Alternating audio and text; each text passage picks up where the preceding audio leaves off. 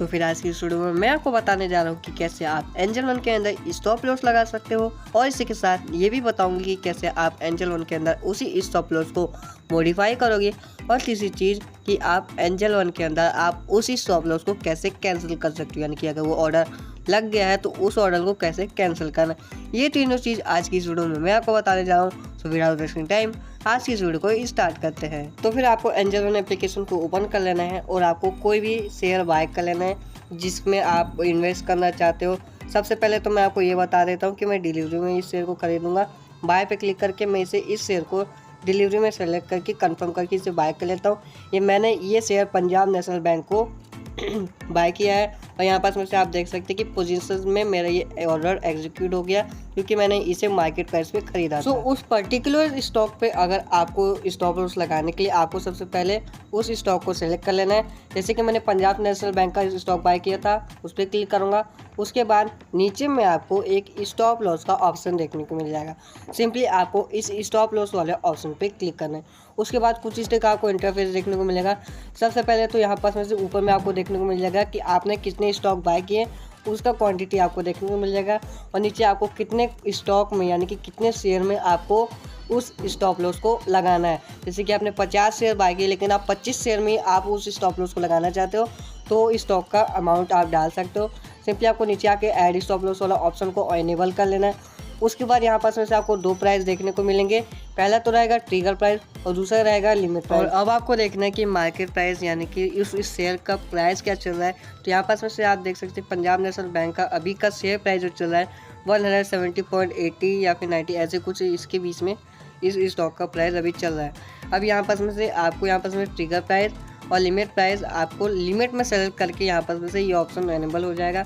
उसके बाद अब आपको ट्रिगर प्राइस सेलेक्ट करना है। जैसे कि जस्ट सपोज कर लो कि जैसे कि अगर आप स्टॉप लॉस लगा देते हो और यहाँ पास में से अगर इस स्टॉक का प्राइस 112 या फिर 110 ऐसे कुछ प्राइस इसका गिर जाए तो आपको यहाँ पास में से वो जैसे कि मैं 112 लगा देता हूँ और अगर ये 112 यहाँ पास में ट्रिगर प्राइस तक आ गया तो ऑटोमेटिकली जो मेरा स्टॉक है यानी कि जो शेयर है वो ऑटोमेटिकली ब्रोकर के द्वारा यानी कि सेल हो जाएगा इस स्टॉप लॉस के जरिए। और अगर आप फ़ोन यूज़ नहीं कर रहे हो जैसे कि काम पे हो, जॉब पे हो, और स्टॉप लॉस लगा के शेयर को बाय करके आप साइड में रख दो और यानी कि और ऑटोमेटिकली आपको जो शेयर है अगर उस प्राइस में आ गया तो सेल हो जाएगा।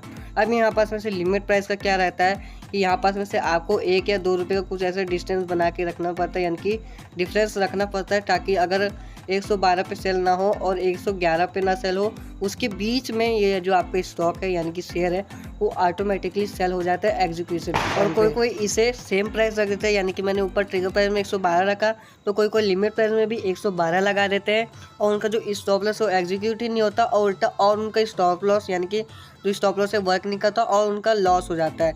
तो आपको हमेशा क्या करना है कि ट्रिगर प्राइस और लिमिट प्राइस में 1 या 2 रुपये का डिफरेंस ज़रूर बना के रखना है। और यहाँ पास में से अगर आप मार्केट सेलेक्ट कर लेते हो तो फिर जो इसका जो लिमिट प्राइस है वो मार्केट के हिसाब से अप एंड डाउन होता रहेगा। लेकिन आपको जब भी अगर स्टॉप लॉस लगाया हो तो लिमिट लगा के ही आपको करना है ताकि आपका जो स्टॉप लॉस है काफ़ी अच्छी तरीके से वर्क करे और आपके बिहेव में काम करे। तो यहाँ पास में से आपको ये चीज़ सेलेक्ट कर लेना है। आपको ये सब चीज़ मतलब कि जो भी स्टॉप लॉस कितने में लगाना है वो आप लगा सकते हो। यहाँ पास में से मैं 115 का स्टॉप लॉस लगा लेता हूँ। 115 रुपीज़ में अगर ये आ गया इस स्टॉक का प्राइस तो ऑटोमेटिकली ये सेल हो जाए। एंड यहाँ पास में से लिमिट प्राइस में आप जितना भी डिफरेंस रखना चाहते हो ये आपके ऊपर है, आप अपने हिसाब से इसे सेट कर लेना। एक चीज़ को और नोटिस करना कि मैंने जो स्टॉप लॉस लगाया वो डिलीवरी के अंदर लगाया, लेकिन एक चीज़ को और ध्यान देना कि मैंने जो डिलीवरी में लगाया लेकिन इसको स्टॉप लॉस लगाने का प्रोसीजर डिलीवरी ऑप्शन में और इंटरडे में तीनों में सेम ही प्रोसीजर रहता है, कोई अलग डिफरेंस नहीं रहता। उसके बाद स्टॉप लॉस लगाने के बाद यानी कि प्लेस ऑर्डर पर क्लिक करके कंफर्म कर लेना है। एंड यहाँ पास में से आपका ऑर्डर्स में से यहाँ पास में से आपका ये दिखने लग जाएगा। एंड ऑर्डर्स में जाओगे तो आपका जो स्टॉप लॉस है वो कितने में आपने लगाया वो चीज़ आपको यहाँ पास में दिखने लग जाएंगी।